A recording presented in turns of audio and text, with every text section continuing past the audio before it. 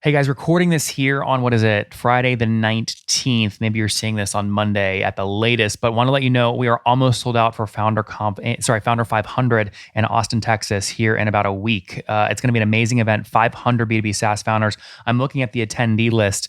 There's almost 60 founders with more than 7 million bucks in ARR. It's an incredible group. There's over 100, over 150 with more than a million revenue. It's an incredible group. You don't want to miss it.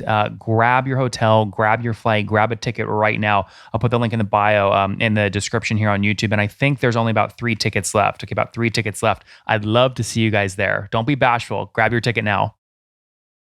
Hey folks, my guest today is Raghu Ravanutala. He is the founder and CEO of Yellow.ai, an enterprise-grade conversational AI platform that enables enterprises to deliver human-like interactions that boost customer satisfaction and employee engagement at scale, powered by dynamic AI agents. Raghu, you ready to take us to the top? Yeah, Ready to absolutely. start? All right. When you say dynamic AI agents, I mean, are there these humans or these bodies, or is this like machine learning AI stuff? It's 100% machine learning AI, Nathan. That too, it's absolutely cutting edge. We just launched the dynamic NLP today out in the press as well. So this is something that gets trained over billions of conversations happening every single day and dynamically adapt to those metadata. So we believe it's a breakthrough. What was the initial training set you fed your machine learning sort of AI algorithm to get it up to speed quick? Oh, over a period of time, when we started in 2016, it was humans that were training these models because there weren't any conversations. We were just starting off. And as we started the platform and being used by customers, we used the metadata from those conversations to uplift and train the models to upgrade them. But it initially seeded with a lot of manual training and labeling when we started the company. Wow. Okay. So give me a sense of what customers are paying you to do. Maybe a specific use case would be great. Oh, let me give an example of a leading utility company in the United States.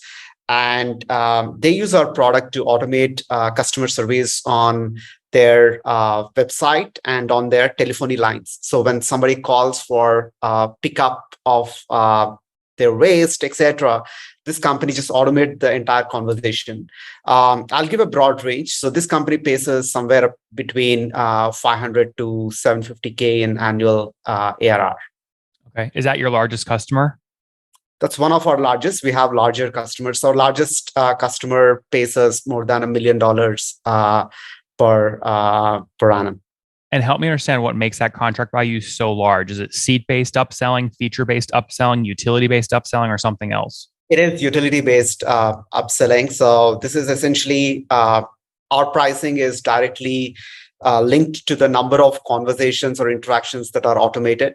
So the more number of phone calls that our virtual assistant answers, the subscription price goes up pretty linearly. I see. So if I'm paying you $1 million a year, how many phone calls are you probably handling for me?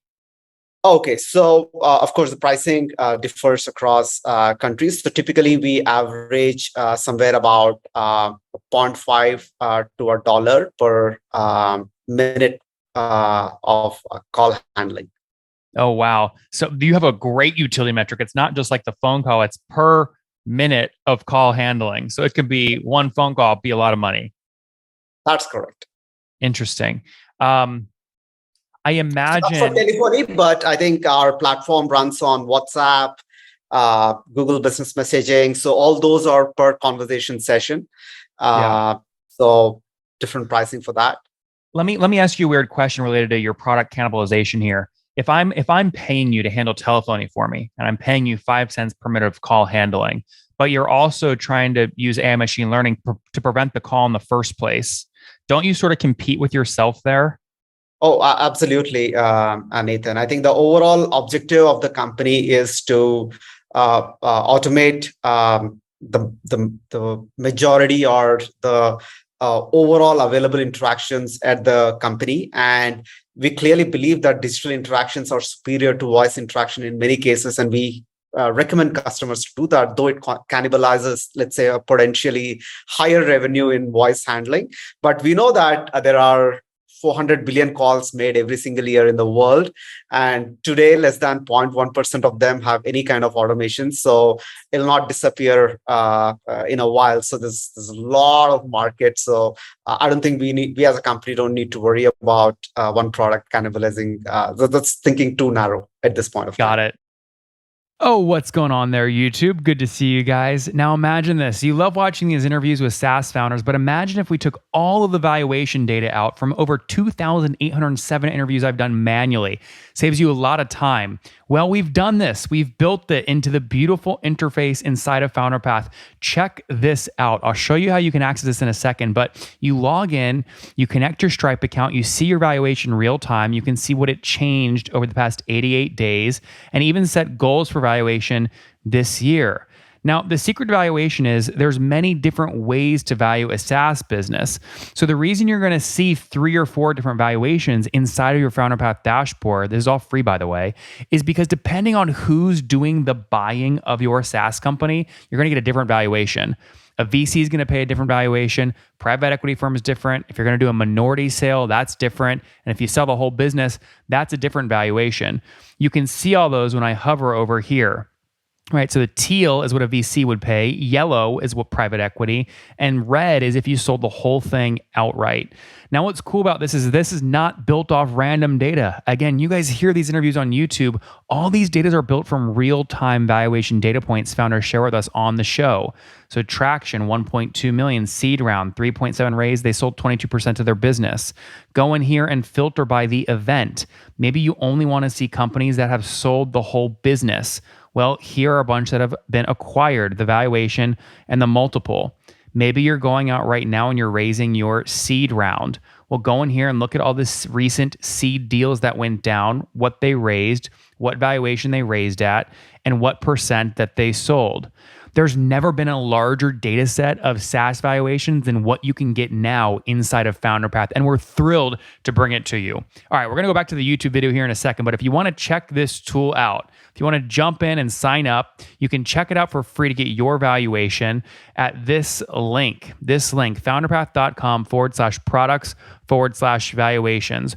Or if you go to founderpath.com and hover over products, click on get your valuation here and go ahead and sign up to give it a whirl. Again, all that valuation data live right inside the platform. I hope to see you there. All right, let's jump back into the interview. Very cool. Okay, we talked about your biggest sort of customer, but tell me what your sweet spot is. What's the average customer pay you per month or year to use the tech?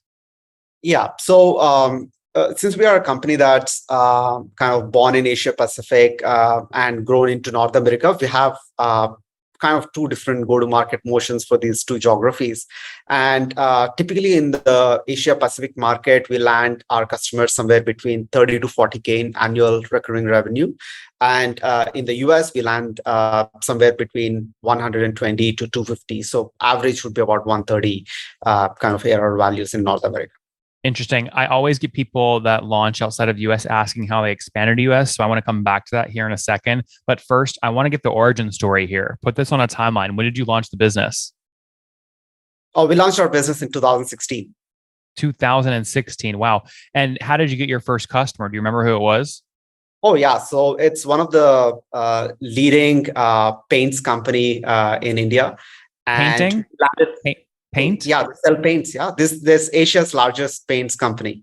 Wow, D2C. That's amazing. Yeah. And so, how did you go? I guess that was your first customer. How many customers are you serving now today? We are overall serving about 1,000 plus customers. Wow. And what's a split between Asia Pacific and US? So still Asia Pacific dominates our percentage. So in terms of number of customers, it's probably 90 plus in Asia Pacific. Yep. But in terms of ARR, it's somewhere between 70 to 80. 70 and 80. So are you more excited about the expansion in the US then? Absolutely. It's the largest market out there, Nathan. So, yeah. And we're very excited about how we've grown over the last 2 years since we launched in the US market. So some of our customers grew from, they landed at 30 or 40K in the US market and grew to 600, 700K. So we're just seeing much faster expansion rates and growth rates within companies in the United States market. Tell me about US customer number one, because everyone's wondering about this listening right now who's not in the US. How did you land that first customer? Did you hire a firm to do sales in the US? Did you hire a full-time employee? Did you open an office? How did you do it? Our first customer in the US was inbound. We got an inbound based on some of our press releases. It was actually closed by a rep sitting out of India.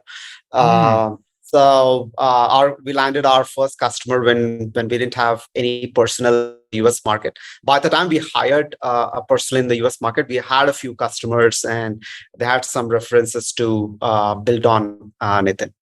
So how much ARR were you doing in the US before you hired your first person in the US? About $500,000. Okay, so I would say that's pretty quickly then. Yeah, that's pretty quickly, absolutely. And what was that person's role? Was it an SDR, a VP of sales in North America? What was the title? SVP of sales. Interesting. And so what did their days look like? What were they doing in the early, months? Early months was one, figuring out how to create a demand gen function. So I think that resulted in making a marketing hire, setting up a SDR function while hiring the initial sales reps. And of course, doing a player coach, handling the leads and meetings that are coming in while doing so. So these were the activities of the SVP. But within a year, we kind of scaled the team from one member to about 28, 30 people in the North America market from the first hire. That's awesome. Now, if we take the ACV you gave me early of sort of like 50,000-ish or 60,000 sweet spot, and then divide by 12, right? So your ARPU monthly is about maybe 4,000 or 5,000 a month. And then we multiply that by 1,000 customers. that would put you at like $400,000 or $500,000 a month in revenue right now. Is that about right? Sorry. Sure 4 million. It'd be 4 million per month. No. So several of the customers are also in the early stages. So we have a commercial segment. So there are segments of customers who land at even 4K, 5K as well.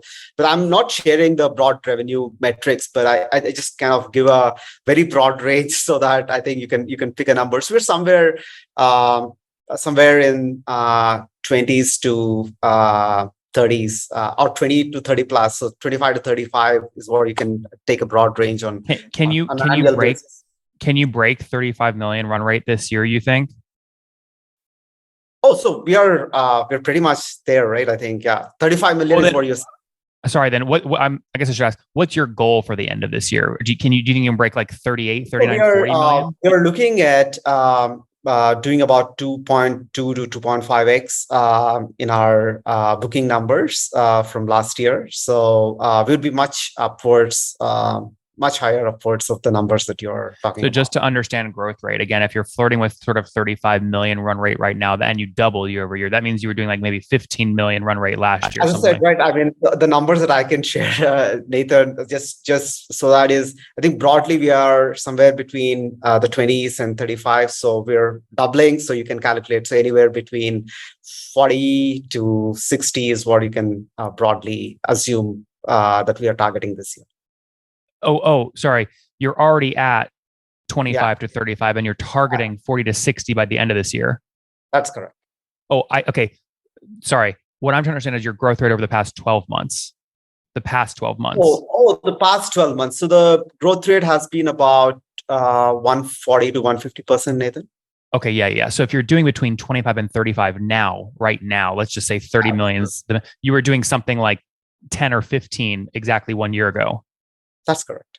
I see. Okay. And so the reason I asked that question is because it sounds like a lot of your growth is actually coming from expansion of current accounts, not brand new customers. Would you agree with that? I would say that it's a split for sure. We run a high NRR, so we run a 150 to 160% NRR. So that's incredible. I'd say world class is like 150, 160%. So that's just an incredible. You already know that, but that's incredibly high.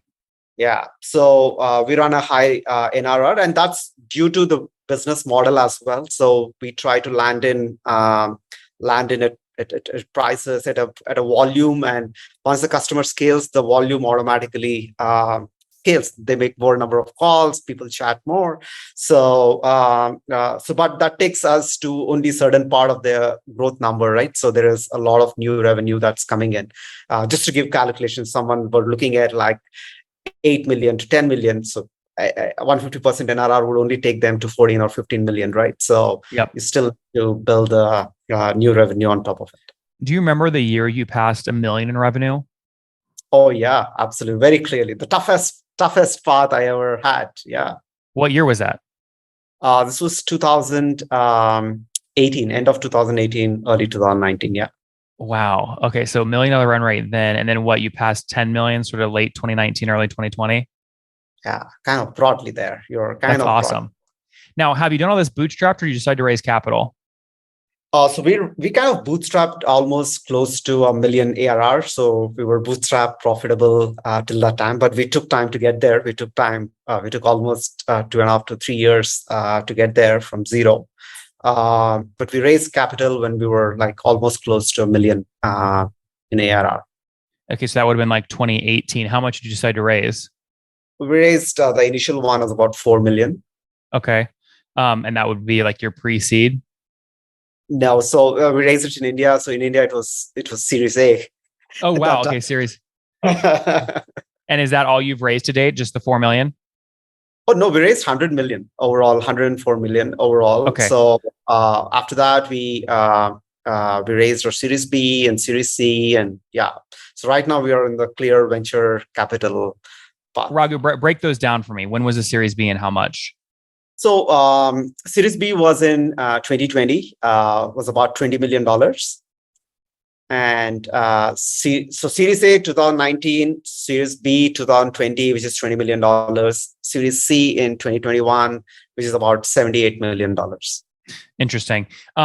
What makes this business so capital? I mean, that's a lot of capital to raise, obviously. So you've been diluted a bunch, unless a lot of this was like secondaries or something like that, right? Most people, their Series A are selling, 10 to 20%. Series B, it's 10 to 15%. And Series C, it's about 10%. Were you sort of around those same ranges?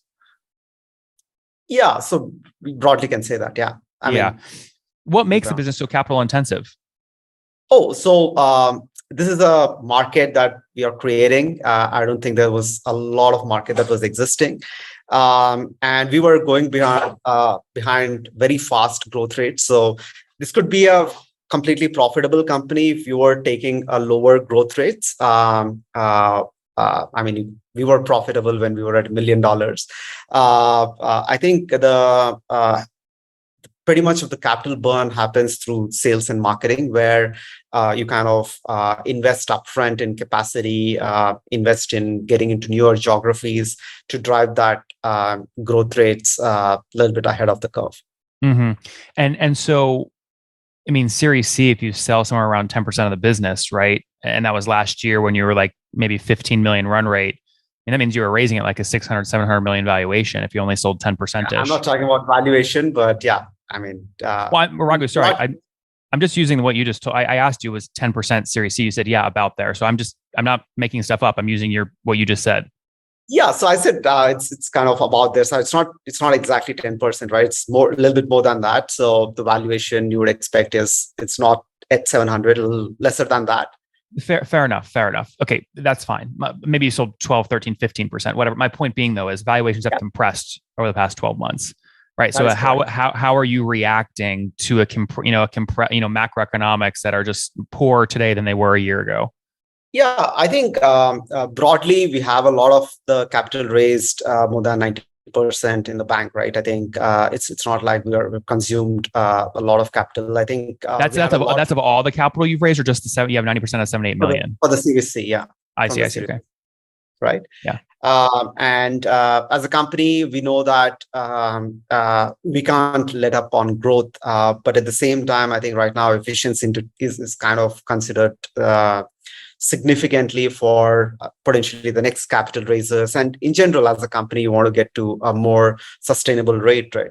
So I think there's a lot of focus on making sure that we improve our sales productivity numbers. But we continue on the growth rates that we are targeting 2 to 2.5x.